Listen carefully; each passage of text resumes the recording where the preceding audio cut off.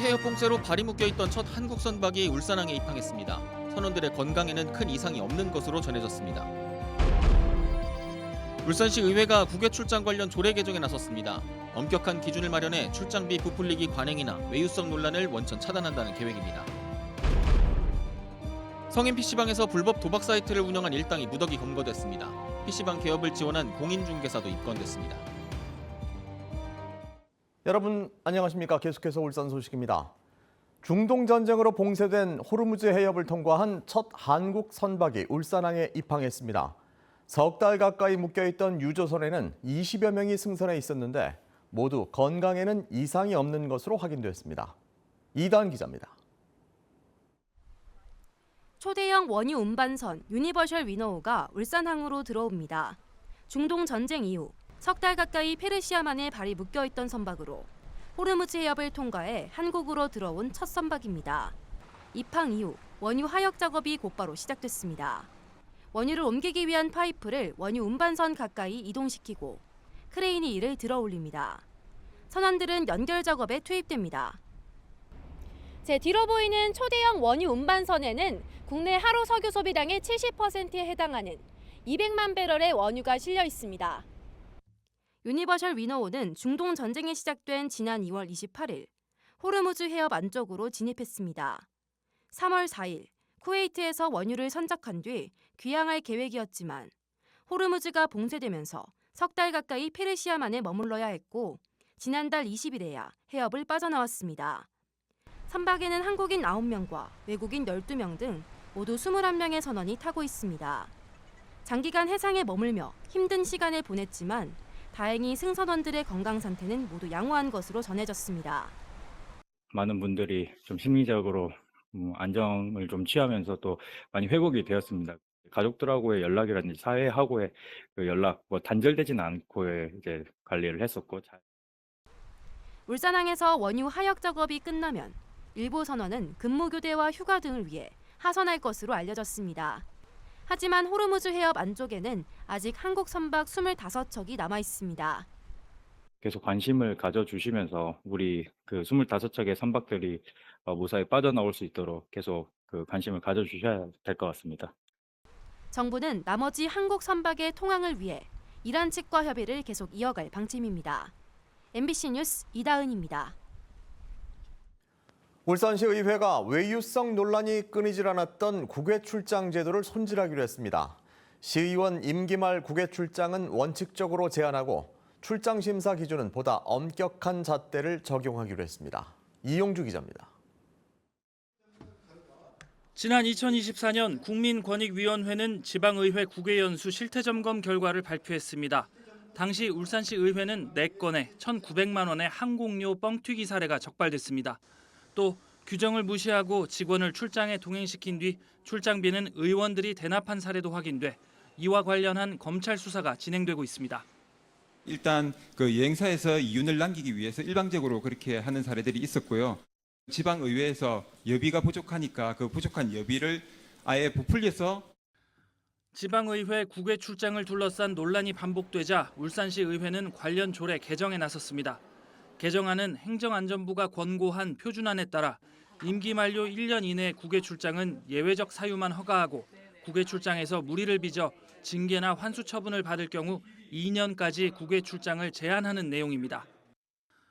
또 출장을 갈 때 의장의 허가 검토서를 미리 시의회 홈페이지에 공개해 주민 의견을 수렴하도록 했고 특정 여행업체 알선이나 비용 부담 등 부당한 지시에 대응하기 위한 공무원 보호 조항도 신설했습니다. 이렇게 여행 간다라는 어떤 그런 인식들이 조금 있는데 그렇지 않고 내실 있게 정말로 저희들이 벤치마킹을 해서 울산에 도입을 할 수 있는 부분이 될 수 있도록 좀 더 강화를 시키자라는 게 자체적으로는 생각들도 다들 공감을 하는 부분들입니다. 이번 개정안은 오는 15일 제8대 시의회의 마지막 본회의 의결로 최종 확정되며 다음 달 임기가 시작되는 9대 시의원부터 적용됩니다. 국외 출장 때마다 반복되어 온 출장비 부풀리기, 외유성 논란 등이 조례 개정으로 근절될지 지켜볼 일입니다. MBC 뉴스 이용주입니다. 제8대 울산시 의회를 마감하는 제264회 임시회가 오늘 개회해 오는 15일까지 열립니다. 시의회는 본회의를 열어 회기 결정의 건 등의 안건을 의결했으며 각 상임위원회별로 주요 안건 심사를 진행합니다. 마지막 날인 오는 15일에는 2차 본회의를 열어 상임위원회에서 심사 보고된 안건을 최종 의결할 예정입니다. 김상욱 울산시장 당선인이 인수위원회 출범을 앞두고 울산시와 실무협의에 착수했습니다. 당선인 측 실무진은 오늘 울산시 정책기획관실을 시작으로 실국 과단위로 업무 보고를 받고 인수위 구성과 출범 시점 등을 결정할 계획이라고 설명했습니다. 김 당선인은 내일까지 서울에 머물며 국회의원과 중앙부처 인사 등을 만나 민선 국위 협력 방안을 논의할 예정입니다. 성인 PC방에서 수십억 원의 판돈이 오가는 불법 도박 사이트를 운영한 일당이 무더기 검거됐습니다. PC방 개업 전문 부동산 중개인까지 가담한 것으로 드러났습니다. 정인권 기자입니다. 경찰관들이 PC방에서 컴퓨터를 들고 줄줄이 나옵니다. PC방 안에는 컴퓨터가 수북히 쌓여 있는데 모두 불법 도박에 사용된 기기들입니다. 업주로 추정되는 남성은 자신은 손님이라며 발뺌합니다. 성인 PC방 여러 곳에서 거액의 판돈이 오가는 불법 사이트가 운영된다는 첩보를 받은 경찰은 PC방 총괄 운영자와 매장 관리자 등 3명을 구속하고 재무 담당자와 공인중개사 등 18명을 불구속 입건했습니다. 지난 4월부터 3주가량 도박 사이트가 운영됐는데 그 사이 오고 간 판돈은 33억 원에 달합니다. 이곳을 비롯해 모두 18곳의 성인 PC방이 불법 인터넷 도박 사이트를 제공받아 사용해 경찰에 적발됐습니다. 범죄에 가담한 공인중개사는 빈점포를 물색해 PC방 개업을 지원하는 역할을 맡았습니다.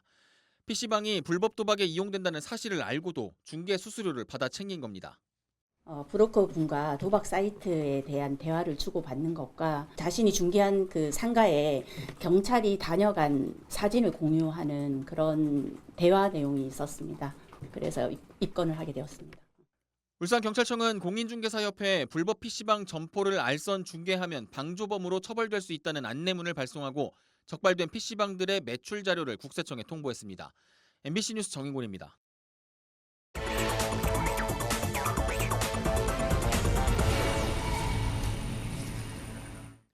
체류형 관광지로의 변신을 준비하고 있는 남구 장생포 문화마을의 첫 가족형 관광 숙박시설인 고래잠이 오늘 준공식을 열었습니다.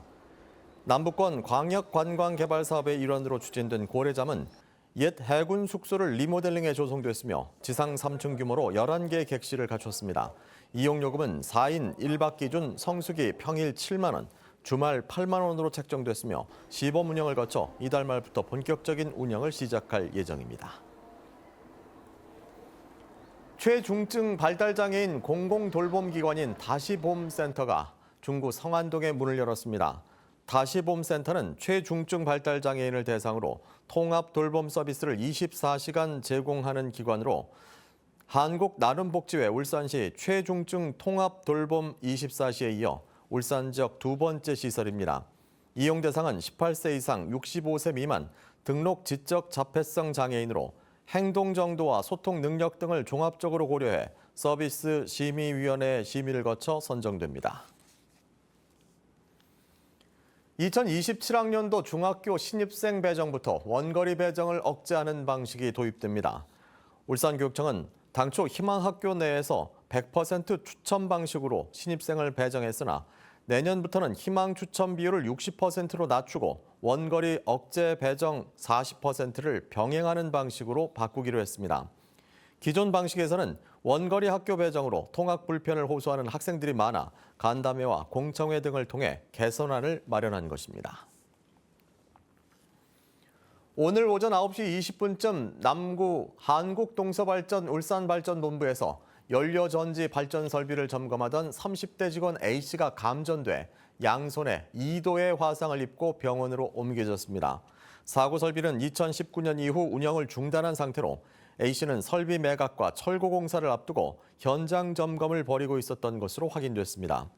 동서발전은 작업 당시 자체 차단기를 모두 내렸고 보호구를 정상 착용했다며 정확한 사고 경위를 조사하고 있다고 밝혔습니다.